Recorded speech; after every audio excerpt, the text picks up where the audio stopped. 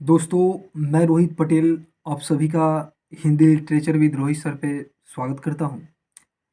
तो फ्रेंड्स, आज हम लोग यूजीसी नेट का पेपर 1 का टीचिंग एप्टीट्यूड का 10 इम्पोर्टेंट क्वेश्चन देखेंगे। और मैं आपको पूरा क्वेश्चन इतना डिटेल्स में बताऊंगा कि एक क्वेश्चन के थ्रू आपका लगभग 3-4 प्रश्न तैयार होंगे। मैं कॉन्सेप्ट क्लियर करने की कोशिश करूँगा। तो चलिए लेट्स स्टार्ट। इसी के साथ हम स्टार्ट करते हैं। टीचिंग एप्टीट्यूड, शिक्षण अभिवृत्ति। एक अध्यापक, पहला क्वेश्चन है, एक अध्यापक विद्यार्थी के अधिगम की कठिनाइयों को ज्ञात करना चाहता है। निम्नलिखित में से किस परीक्षण का उपयोग किया जा सकता है? देखिए, यहाँ पर एक टीचर जो है वो एक स्टूडेंट का यानी एक लर्नर का जो लर्नर की जो लर्निंग में जो प्रॉब्लम आता है, कठिनाई, उस कठिनाई को वह ज्ञात करना चाहता है। ये कौन सा परीक्षण में आएगा? संकल्पनात्मक परीक्षण में, जिसको समेटिव टेस्ट बोलते हैं।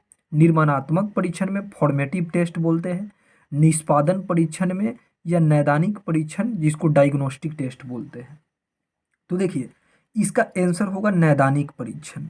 आप लोगों ने पढ़ा होगा कि देखिए नैदानिक परीक्षण किसको बोलते हैं, यानी कि जिस परीक्षण में मतलब शिक्षक क्या करता है, स्टूडेंट्स का यानी कि विद्यार्थियों की कठिनाइयों का पता लगाता है। विद्यार्थियों की कठिनाइयों का पता लगाता है कि विद्यार्थी को कोई चीज़ सीखने में कौन कौन सी कठिनाई आ रही है, इसका पता किस टेस्ट में लगाया जाता है? तो नैदानिक परीक्षण में, यानी कि डायग्नोस्टिक टेस्ट में टीचर स्टूडेंट को जो सीखने में जो जो कठिनाई होता है उसका पता लगाता है, उसकी जानकारी प्राप्त करता है। और ठीक एक नैदानिक परीक्षण के यानी कि देखिएगा, इसी का एक और परीक्षण होता है उपचारात्मक परीक्षण। क्या होता है? उपचारात्मक परीक्षण। देखिए, उपचारात्मक परीक्षण को इंग्लिश में बोलते हैं प्रिस्क्रिप्टिव टेस्ट। Prescriptive test. तो उपचारात्मक परीक्षण में क्या करता है, शिक्षक विद्यार्थी की जो कठिनाई जो होता है उस कठिनाई को दूर करेगा, यानी कि उस कठिनाइयों को क्या करता है, दूर करता है। तो उपचारात्मक परीक्षण में शिक्षक उस विद्यार्थी के उस कठिनाइयों को दूर करता है, यानी कि नैदानिक परीक्षण में विद्यार्थी के जो लर्निंग में जो विद्यार्थी को सीखने में जो कठिनाई होगी उस कठिनाइयों का पता लगाएगा। और उपचारात्मक परीक्षण में क्या किया जाएगा, उस कठिनाइयों को दूर किया जाएगा। ठीक है ना? इसमें शिक्षक का जो एक्सपीरियंस होगा उसके आधार पर वह क्या करेगा, छात्रों के कठिनाइयों को दूर करने की कोशिश करेगा। देखिए, यहाँ पर एक है संकल्पनात्मक परीक्षण। तो देखिए, संकलनात्मक परीक्षण किसको बोलते हैं? संकलनात्मक परीक्षण को भी बोलते हैं योगात्मक मूल्यांकन। ये विद्यार्थी के लास्ट में लिया जाता है। जैसे मैंने आपको बताया था कि अगर 1 साल बच्चा पढ़ेगा और 1 साल पढ़ने के बाद जो बच्चा का जो अंत में जो परीक्षण लिया जाएगा वो क्या होगा, संकल्पनात्मक परीक्षण, समेटिव, जिसको योगात्मक परीक्षण कहिए, संकल्पनात्मक परीक्षण। अब इसमें दूसरा विकल्प यह है कि निर्माणात्मक परीक्षण क्या है? तो देखिए, निर्माणात्मक परीक्षण क्या होता है, जिसको रचनात्मक परीक्षण भी बोलते हैं। निर्माणात्मक परीक्षण होता है पढ़ाने के समय, यानी कि पढ़ाने के टाइम जो टीचर जो टेस्ट लेता है बच्चों का, पढ़ाने के समय जो टेस्ट लेता है वो क्या होता है, निर्माणात्मक परीक्षण। तो संकल्पनात्मक परीक्षण जो 1 साल पढ़ाने के अंत में जो ईयरली एग्जाम लिया जाता है। निर्माणात्मक परीक्षण, फॉर्मेटिव टेस्ट, जो टीचर पढ़ाएगा और बीच बीच में बच्चों से जो प्रश्न पूछता है, बीच बीच में बच्चों का टेस्ट लेगा कमी का पता लगाने के लिए, निर्माणात्मक परीक्षण होगा। निष्पादन परीक्षण, ये आपको छात्र के परफॉर्मेंस को दिखाता है। और नैदानिक परीक्षण जो होता है वह विद्यार्थियों की कठिनाई का पता लगाता है, को नैदानिक परीक्षण। और उपचारात्मक परीक्षण जो होता है प्रिस्क्रिप्टिव टेस्ट, वो क्या करता है, कठिनाइयों को दूर करेगा। तो दो को ध्यान रखिए, नैदानिक परीक्षण में विद्यार्थियों की कठिनाइयों का पता लगाएगा और उपचारात्मक परीक्षण में क्या करेगा, उस कठिनाइयों को दूर करेगा। तो ये पूरा कंप्लीट हो गया होगा परीक्षण आपका। देखिए, दूसरा प्रश्न है कि प्रयोग और विश्लेषण में विद्यार्थियों की योग्यता में सुधार के लिए निम्नांकित में से कौन उत्तम अध्ययन क्षेत्र है? यानी कि विज्ञान, इतिहास, अर्थशास्त्र और भाषा। तो देखिए, प्रयोग और विश्लेषण किस में होता है? तो विज्ञान में होता है। प्रयोग करने के लिए और विश्लेषण करने के लिए इसमें सबसे अच्छा सब्जेक्ट क्या है? तो साइंस है, विज्ञान है। देखिए, अब अगला क्या है, निम्नलिखित में कौन प्रभावी शिक्षण में बाधक कारक है? यानी कि अगर आप इफेक्टिव टीचिंग करना चाहते हैं, प्रभावी शिक्षण करना चाहते हैं, तो आपको कौन कारक इसमें बाधक है? पहला, शिक्षक को आत्म सामर्थ्य। तो देखिए, शिक्षक की आत्म सामर्थ्य होना बहुत जरूरी है। शिक्षक का विषय का ज्ञान, शिक्षक की निम्न योग्यता और तत्परता, तो ये तो होगा। शिक्षक में नियोजन और शिक्षण कौशल का अभाव, ये भी होगा, इसे भी शिक्षण में बाधा आएगा। और भाषी कौशल पर शिक्षक की पकड़, और शिक्षक को असंगत देह भाषा। तो आप अगर देखिएगा तो इस जो प्रश्न का जो उत्तर होगा वह 3 का ए होगा। क्यों? क्योंकि देखिए इसमें बाधा कौन कौन होगा? प्रभावी शिक्षण में बाधा होगा ये शिक्षक की निम्न योग्यता। अगर निम्न योग्यता होगा तो शिक्षण में तो बाधा हो भी करेगा। चौथा क्या है? शिक्षक में नियोजन और शिक्षण कौशल का अभाव। अगर शिक्षण कौशल का ही अभाव होगा, उसको पढ़ाने का टेक्निक ही नहीं पता होगा, तो ये तो होगा ही। छठा क्या है? शिक्षक को असंगत देह भाषा। असंगत, अगर उस शिक्षक को बोलने का भी पता नहीं होगा, मतलब तो ये तो होगा ही। तो इसका आंसर क्या होगा? 3 का ए। देखिए 4 का क्या है? किसी शिक्षक के लिए सुनना महत्वपूर्ण है ताकि वह, कोई शिक्षक बातों को क्यों सुनता है? बच्चों को बातों को सुनना शिक्षक के लिए जरूरी क्यों है? अधिगमकर्ता की आवश्यकता पूरी कर सके, ताकि वह स्टूडेंट की वांटेड को आवश्यकता को पूरा कर सकेगा, ज्ञान प्राप्त कर सकेगा, अधिगमकर्ता को प्रश्न रखा जा सके, अधिगमकर्ता द्वारा की गई प्रगति का मूल्यांकन कर सके। तो देखिए कोई शिक्षक जो होता है वह छात्र की बातों को इसीलिए सुनता है ताकि वह छात्रों की आवश्यकताओं को क्या कर सके? पूरी कर सके। तो चौथा का आंसर ए होगा। ताकि वह अधिगमकर्ता क्या करता है?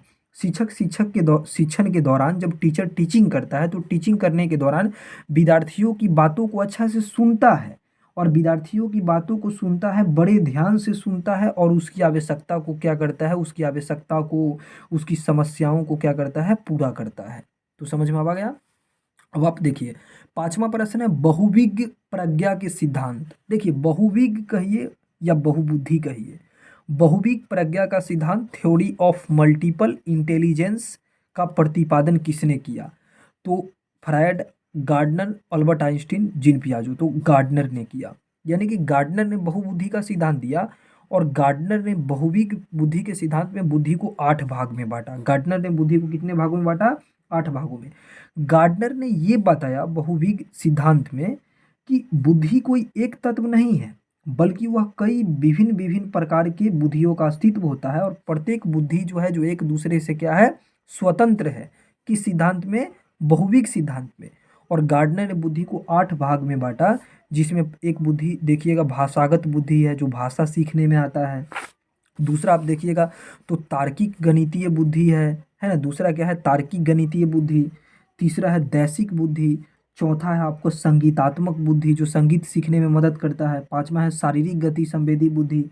छठा है अंतःवैयक्तिक। 7वां है अंतर्वैयक्तिक। और 8वां क्या है? प्रकृतिवादी बुद्धि। तो बहुविज्ञ प्रज्ञा सिद्धांत में गार्डनर ने बुद्धि को कितने भागों में बांटा? 8 भागों में। तो अगर आपसे ये पूछे कि बहुविज्ञ प्रज्ञा सिद्धांत किसने दिया, तो हार्वर्ड गार्डनर ने दिया। देखिए छठा प्रश्न क्या है?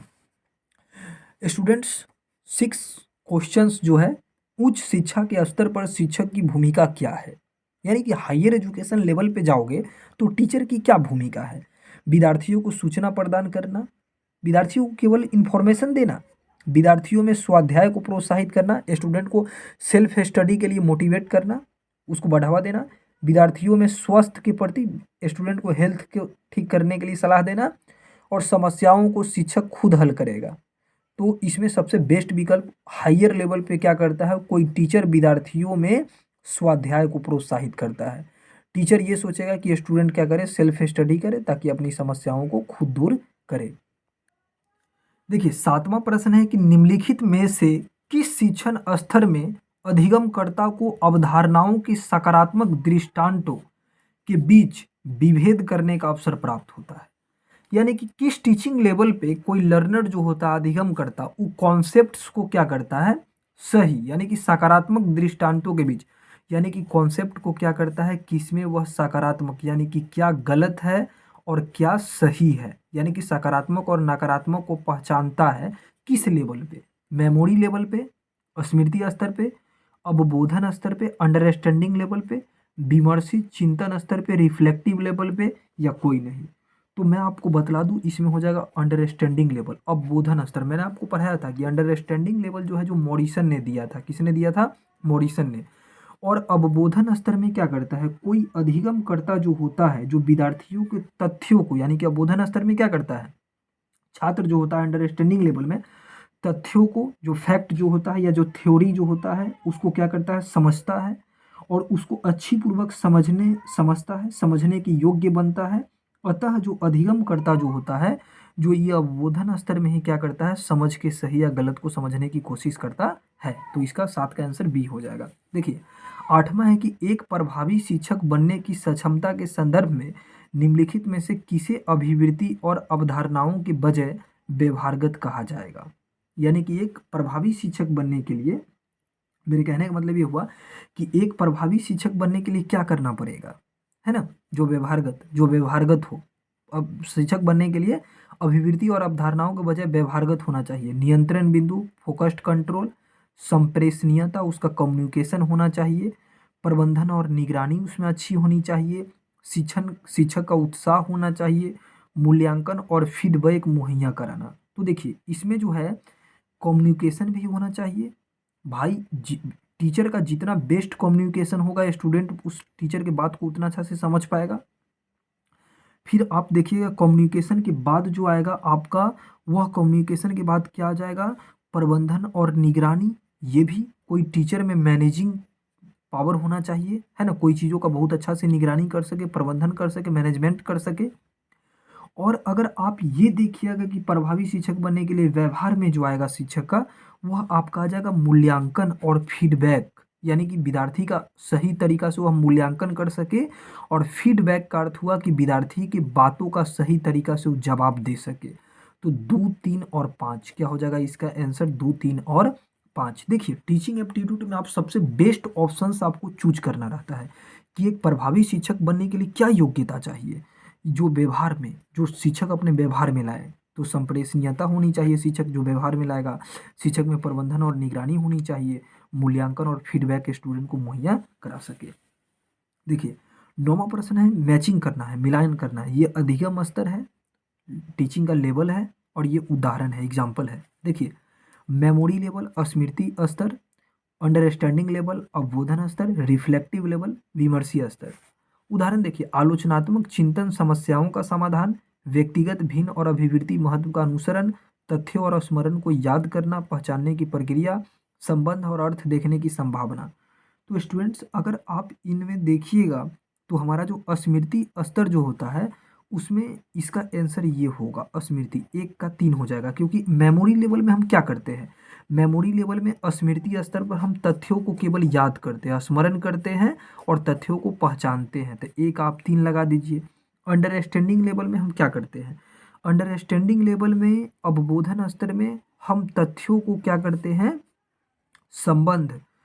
संबंध और अर्थ को देखने की, मतलब अंडरस्टैंडिंग लेवल हम तथ्यों का क्या करते हैं, अर्थ निकालते हैं, उसको भली भांति समझते हैं, है ना। मेमोरी लेवल में याद करते हैं, अंडरस्टैंडिंग लेवल में उसके अर्थ को देखते हैं, समझते हैं। और विमर्शी लेवल पे, रिफ्लेक्टिव लेवल पे क्या करते हैं, चिंतन स्तर पे हम क्या करते हैं, आलोचनात्मक चिंतन करते हैं, अच्छा से चिंतन करते हैं और समस्याओं का क्या करते हैं, समाधान करते हैं। तो ए का 3 हो जाएगा, बी का 4 हो जाएगा, तो ए का 3, बी का 4 और सी का क्या हो जाएगा 1, तो सी का 1। तो इसका आंसर क्या हो जाएगा, 3 हो जाएगा।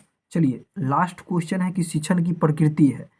शिक्षण की प्रकृति क्या है, टीचिंग का नेचर क्या होता है। शिक्षण कला और विज्ञान है, शिक्षण एक त्रिध्रुवीय प्रक्रिया है, शिक्षण एक भाषाई प्रक्रिया है, बिल्कुल सही। टीचिंग जो है जो आर्ट भी है और साइंस भी है। टीचिंग त्रिध्रुवीय प्रक्रिया है, ट्रिएंगल प्रोसेस है। शिक्षण त्रिध्रुवीय प्रक्रिया मतलब क्या हुआ, शिक्षण में 3 ध्रुव होता है, एक होता है शिक्षक, एक होगा छात्र और एक होगा पाठ्यक्रम। शिक्षक होता है, छात्र होता है, पाठ्यक्रम, ये तीनों जब मिलता है तो ही टीचिंग होता है। तो इसीलिए टीचिंग त्रिध्रुवीय प्रक्रिया है, ये भी सही है। शिक्षण और कला है, ये भी सही है, कला विज्ञान। शिक्षण एक भाषाई प्रक्रिया है, ये भी सही है। क्यों, क्योंकि बिना लैंग्वेज का टीचिंग नहीं हो सकता है, बिना भाषा का टीचिंग नहीं। तो इसका आंसर हो जाएगा डी, यानी कि इनमें से सभी। तो फ्रेंड्स अगर ये वीडियो आपको अच्छा लगे, टीचिंग एप्टीट्यूड का क्वेश्चन अगर आपको समझ में रहा हो, तो आप अधिक से अधिक नेट की तैयारी करने वाले छात्रों तक मेरा वीडियो पहुंचाइए ताकि वो इसका यूज उठा सके। मैं रोहित पटेल आप लोगों को इसी माध्यम से वीडियो उपलब्ध कराता रहूँगा। जी थैंक्स, धन्यवाद।